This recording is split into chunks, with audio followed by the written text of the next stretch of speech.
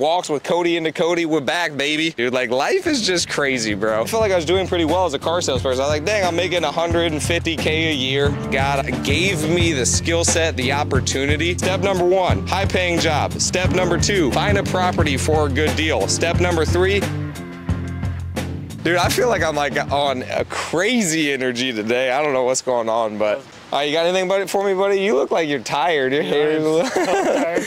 Still like freaking zoned out. Yes, sir. Let's go, dude. So we just saw a crazy accident happen.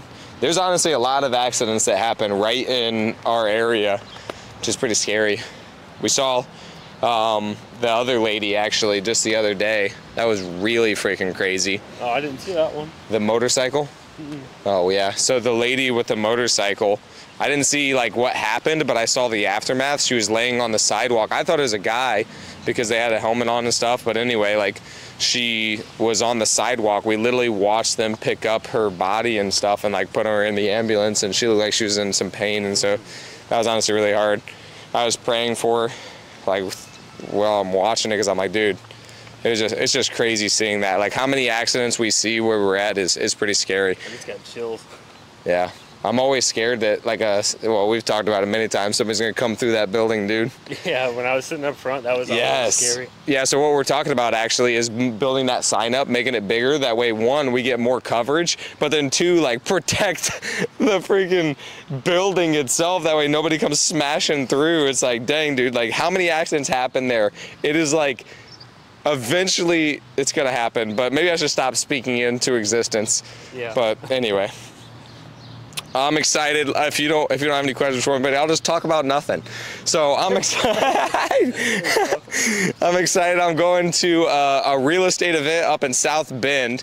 Very, very excited to go to that. Also going to a real estate event in Cincinnati. So yeah, it's pretty exciting just to be going to these events again. Like, I do like connecting with people, meeting new people, and we're starting to expand markets. I mean, who knows? We might end up hitting Cincinnati sometime. I know we are starting to go into Ohio a little bit more. Cincinnati is quite a drive, but I mean, shoot, dude, we can do this stuff remote. So when we figure out these different areas, bro, it's game over. We're gonna go to another level. So I'm very excited for the future, where we're going. I'm excited for this event even.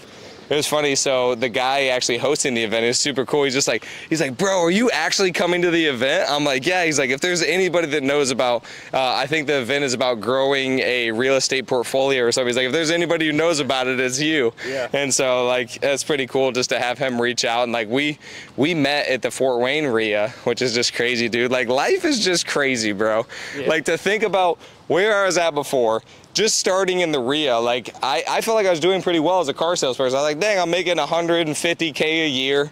You know, I was like, this is, like, I already thought life was pretty good. And it was, honestly.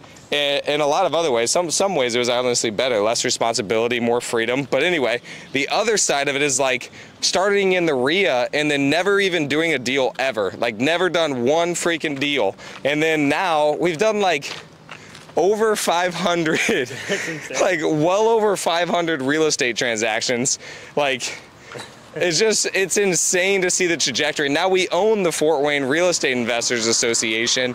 Like, it is just crazy to think of where we were and where we're at now. Like, I'm so blessed that God gave me the skill set, the opportunity, and then also, like, I'm just super glad that I took advantage of it. That's something I was talking to Kane about this morning, actually, is, you know, in the Bible, it talks about like God basically has different gifts predestined and set up for you, but I still believe that we have a choice on whether or not we're actually gonna, you know, use those gifts, walk through them and stuff. So, yeah, I'm just glad that it was set up, it was ordained to be this way, and that I chose to do it. And yeah, cool. It's been good, dude. Yeah, I like that. I was gonna ask, you made a post asking if anybody had any questions. Did anybody reply to that? Or? Yeah, a couple people. I know one. We need to pray for Susan. Susan, shout out to Susan. She's actually coming tomorrow, dude. She's flying from Colorado. I should probably tell the team that. Nice. Yeah, but she's flying from Colorado to come shadow the team and stuff. Praying for her to get her first deal. She had an opportunity where she could have closed the deal, but then somebody else got it, and I told her, I'm like, dude, a lot of times these buyers are gonna lie to you. And she's like, yep, they lied. Yep. So she's like, you were right.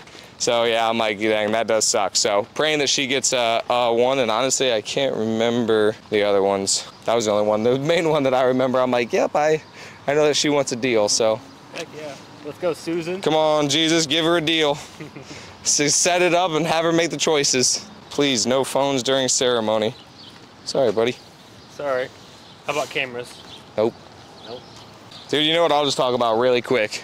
Because you know what I thought about? I don't really talk about real estate on this stuff very much. Yeah. So let me talk about building a portfolio really quick and the best ways to do that. Like a freaking really fast, quick 3-step in order to build wealth through real estate. So step number 1 is I think you should just go and make a lot of money. So I think that if you get a job where you're making like 70 to 150, I mean 70 and up, let's just say. So you're making $70,000 and up, you can start to invest in real estate. You can buy a property, buy it, you know, somewhere around 70% of what it's worth, and then you can throw, you know, $10,000 into it. Hopefully it's just a light cosmetic. You'll be able to have a tenant in there.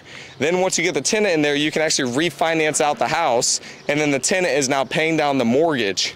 And so that is how Tony and I built all of our wealth, with just using that process over and over and over again. And after you acquire your first one, you really start to see how the whole process works. So again, step number 1 is going to be getting the job, just a high paying job. That way you're able to have, you know, the debt to income and stuff. I guess that's a secondary part of it. Have good credit, get the secondary, have good credit, and then have the income to support it, and don't have a whole bunch of debt, because then your debt to income will be off. So then you can acquire the property, then you can refinance out of it on the back end, and yeah, at that point you're going to be able to just accumulate a bunch more properties. So that's actually what I told Ryan. Ryan's just got a vehicle and stuff, and he's working on his credit score, and so I'm like, dude, once your credit score goes up, like, it's basically a guarantee that will help you become a millionaire. Collins? Yeah. So it's just like, it's exciting. So yeah, step number 1, high paying job. Step number 2, find a property for a good deal. Step number 3, refinance that sucker out after you're done like doing your rehab and like getting a tenant in there, all that stuff. Refinance it out, and then just repeat that process. Just do it again and again and again, baby. That's what we did. People are gonna be like, how do I get a high paying job? Have high skills. Develop a skill that is valuable, that is gonna produce more than what you're producing. So like if you have a skill that makes some company, let's just say $300,000 a year, they're probably more than likely gonna pay you at least $80,000 to do that, right? So if you can do something that would produce more than what you're producing for them, why would somebody not pay you a wage for that? So that's what I would say, is develop skills that is gonna be a high enough skill that somebody will be willing to pay you for that. You know what I'm saying, baby? Let's go. That's it.